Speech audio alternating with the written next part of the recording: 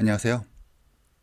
이번 시간에 삼성전기 기업 분석 세 번째 시간, 삼성전기에 투자하지 말아야 하는 이유에 대해서 한번 정리해 볼까 합니다.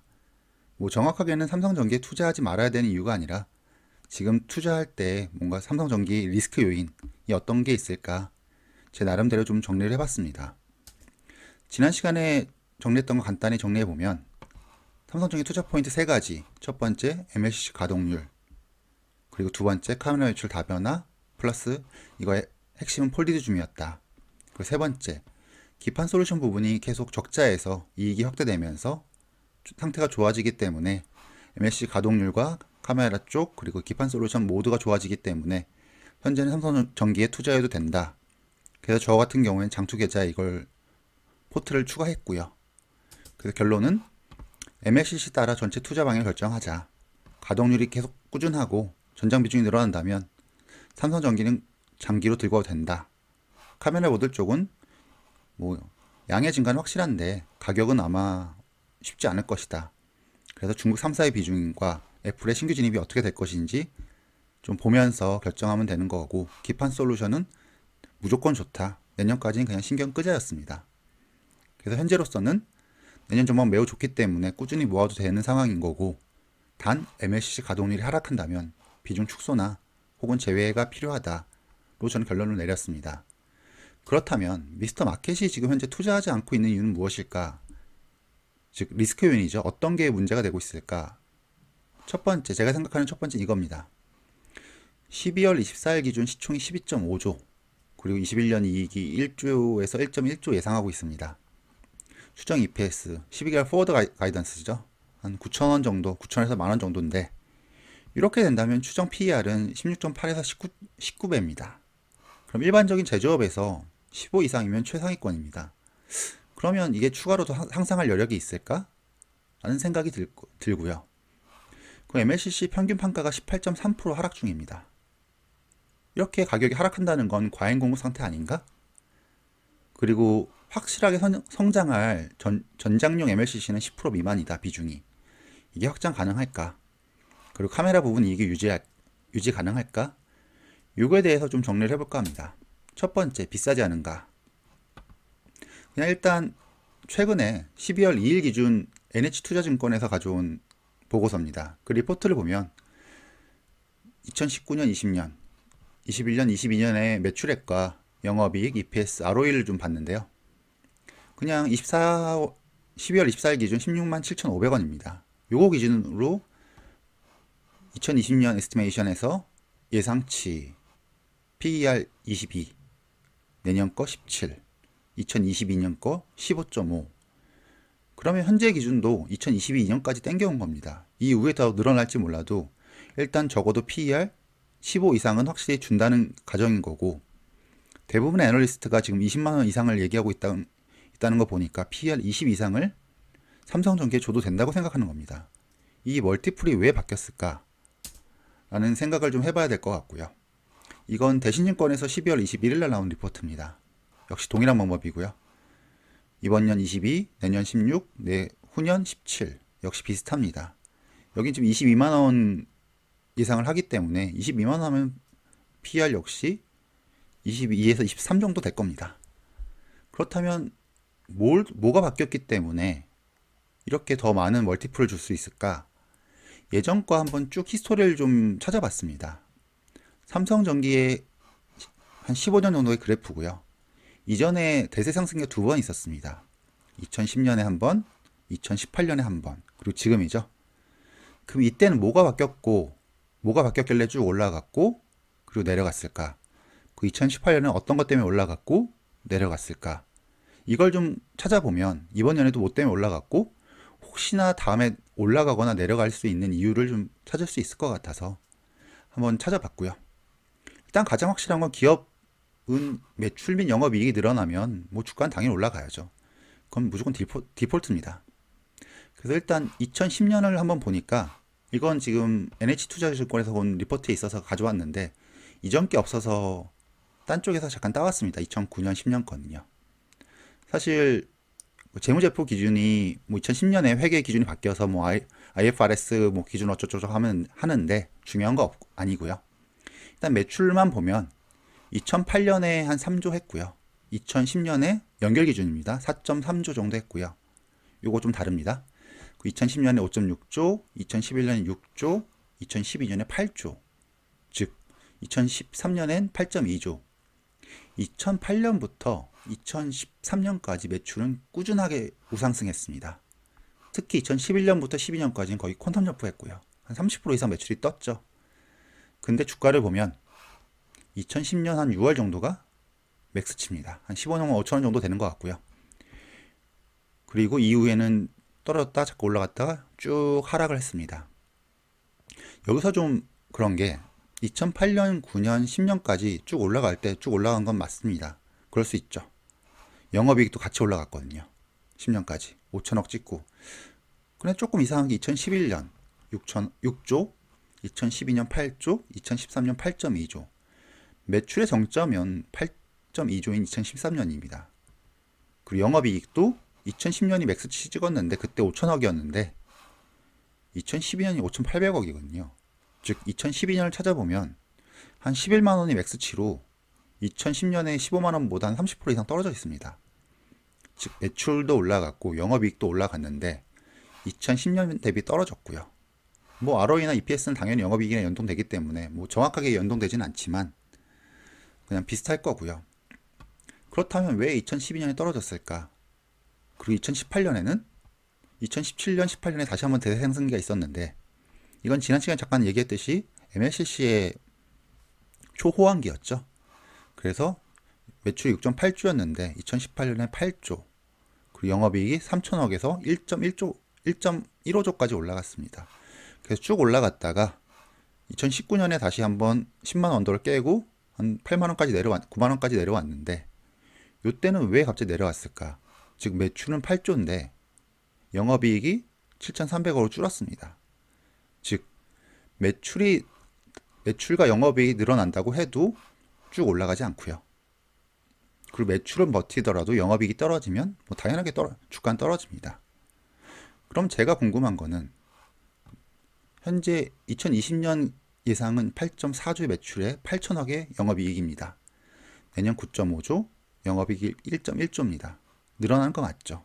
즉 여기는 늘어날 테지만 2021년, 22년 매출액 비슷하고요. 영업이익 비슷합니다. 그렇다면 지금 16만 7,500원인데 이게 더 올라갈 수 있을까? 지금 22년 거 다 땡겨와도 17배인데 이렇게 된다면 더 올라갈 놈이 없어 보이는데 다시 내려가는 게 아닐까라는 궁금증이 생기는 거고요. 그럼 어떤 게 달라졌을까 한번 생각을 해봤습니다. 2018년과의 차이점은 무엇인가? 그러니까 2018년에도 16만 2천의 고점을 찍고 쭉 내려왔습니다.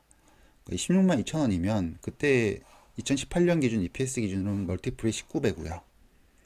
그리고 이후 쭉 하락해서 한 12만 원까지 하락해서 PER은 뭐 12.24로 마감했는데 이때는 왜 하락했고 그리고 이후에는 어떻게 왜 이번엔 다시 올라오고 있는가를 보면 이때 하락한 이유 명확합니다. MLC 가격 및 가동률 하락이 눈에 보였거든요. 그래서 2019년에 매출은 버텼지만 가격을 많이 내리면서 순이익이 7,300억으로 급감했습니다. 그리고 정확히 말하면 이때 카메라는 별로 못 받았는데 2019년에 거의 100억, 200억 벌던 카메라가 2천억까지 벌어줬는데도 불구하고 7천억이란 건 MLC 쪽이 거의 반토막 났다는 거죠. 요것 때문에 가격이 쭉 하락했고 이번에는 다시 MLC가 살아나면서 쭉 앞으로도 늘어날 거고 매출도 늘어나고 영업이익도 늘어날 거다. 그렇기 때문에 현재 이 정도 수준은 유지될 거다. 그리고 이게 꾸준히 유지된다면 이후에도 이 정도 멀티플은 받을 수 있는 걸로 시장은 판단하고 있다는 겁니다. 그래서 결론입니다. 현재 주가가 비싸지 않은가? 이전 기준으로는 현재 가격은 비싼 것 맞습니다. 하지만 MLCC 혼자였던 18년간 다른 상황이고요. 뭐 삼성 LED나 뭐 다른 거 미래 전망을 보고 했던 2010년과도 다릅니다. 삼성전기만 보면 MLCC 가동률이 지속 유지 가능성이 높아 보이고요. 특히 진입장벽이 높은 전장으로 확장 중이고요. 그러니까 모바일보다 전장은 확실히 한번 들어가면 확실히 오래 갑니다. 꾸준하게 갈 거고요. 가격도 비싸고. 그리고 카메라 모듈 부분도 삼성전자 위주에서 중국 3사 그리고 특히 애플에 들어갈 확률이 매우 유력하고요. 그리고 적재였던 기판 부분이 확실하게 변신을 하고 있습니다. 매년 1,000억에서 2,000억 정도는 꾸준하게 수익을 내줄 거기 때문에 삼성전기 세계 모든 사업부가 괜찮은 상태에다가 시장 환경까지 유동성을 바탕으로 M2가 작년 대비 한 15% 올랐습니다. 그리고 금리도 하락하고 있고요. 그러니까 3년 국고채를 보면 2018년에 한 2% 정도 되던 것들이 지금 1% 언더입니다. 이렇다면 상대적 주식으로 이점이 너무 높을 수밖에 없습니다. 그래서 현재 코스피 PER이 역사적 고점이 13배라서 위험하다는 시그널도 있는데, 제 개인적으로는 그때와 지금은 이건 금리랑도 같이 봐야 되기 때문에 이 부분은 아예 그냥 제외해도 될 거라고 저는 생각하고 있습니다. 즉 지속적으로 현 상태 유지할 수 있다는 것만 확인된다면 멀티플 재평가는 확실하고요. 그러니까 꾸준하게 이 금액을 유지할 수 있다는 기업은, 그러니까 삼성전자 그리고 TSMC 이 두 개가 항상 비교가 되고 있는데, 사실 삼성전자는 250조 매출에 한 40조 50조 순이익을 버는 회사고요. TSMC 한 60조 매출에 한 3, 40조 이익을 버는 회사입니다. 그렇다면 이 두 개 차이가 시가총액 비슷하고 최근에 약간 올라갔다고 하는데, 그 차이는 꾸준함입니다. 즉 삼성전기도 이 꾸준함을 유지할 수만 있다면 전 멀티플 20 정도 주는 건 충분하다고 봅니다. 그래서 즉 MLCC 가동률이 80에서 90% 유지의 핵심인 거고, 그 중에 텐진 공장, 즉 전장 부분이 내년에 제대로 가동을 시작할 텐데, 이 부분이 정상 가동된다면 한 85% 이상만 유지된다고 하면 삼성전기는 그냥 유지해도 꾸준하게 장투 가져가도 문제 없습니다. 한 80에서 85% 정도 된다면 좀 고민을 해야 되고요. 80% 언더가 된다면 장투 계좌에서 좀 뺄 겁니다. 그래서 현재 기준 비싸지 않은가? 저는 지금은 괜찮다고 보고 있는 상황인 거고요. 두 번째입니다. MSC가 평균 판가가 18.3% 하락 중인데 공급 과잉 아닌가? 그래서 MSC의 지속적인 수익이 가능한가? 이거 지난 시간에도 잠깐 얘기했기 때문에 간단히 넘어가겠습니다. 결론은 꾸준하게 수익 창출 가능하다. 전장 부분 비중 확대가 필수다. 그래서 삼성전기 캐파나 가동률 올라가고 있고, 대만 업체들도 지금 총 매출도 올라가고 있고, 가동률도 올라가고 있고, 무라타나 타이오젠도 수요의 증가, 가격 하락에도 불구하고 수주액 및 가동률이 동시 증가 중이다. 그래서 지속적인 수익이 가능할 거라고 보고 있습니다.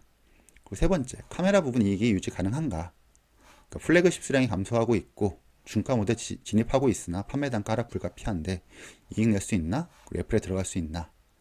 이것도 지난 시간에 했기 때문에 간단히 넘어가겠습니다. 일단 Q는 확실히 늘어날 겁니다. 근데 기존에 모듈로 공급하던 걸 카메라별 비딩으로 들어가기 때문에 마진 하락은 불가피합니다. 극한의 경쟁을 할 거거든요.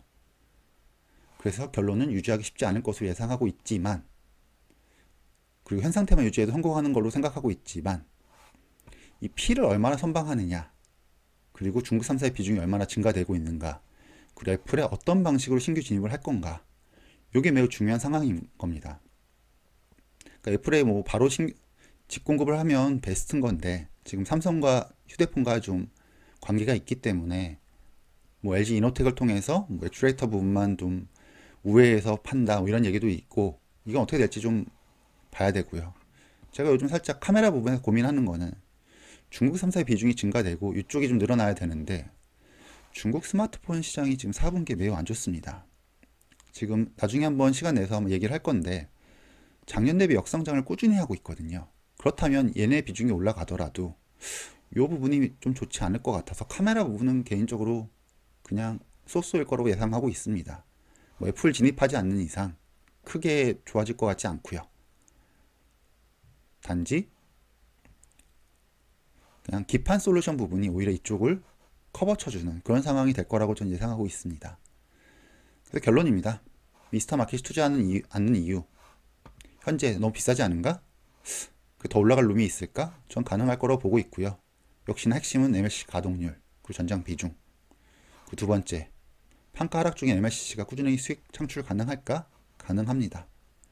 하지만 가동률과 역시 전장 비중 계속 봐야 됩니다. 그리고 전장 중 MLCC가 10% 미만인데 2020년 기준 확장 가능할까? 이건 내년에 텐진 공장 잘 보면 됩니다. 이쪽이 잘 팽팽 돌아간다고 하면 삼성전기 그냥 꾸준히 가져가면 됩니다. 그리고 카메라 부분 이익 유지 가능할까? 세모고요. 현 상태만 유지해도 성공이다. 하지만 애플에 어떤 식으로 공급할 거고, 중국의 오포, 비보, 샤오미 3사의 지속 성장 여부를 좀 봐야 됩니다. 오늘은 여기까지고요. 혹시나 잘못된 점이나 궁금한 점 있으시면 언제든지 댓글 부탁드리겠습니다. 감사합니다.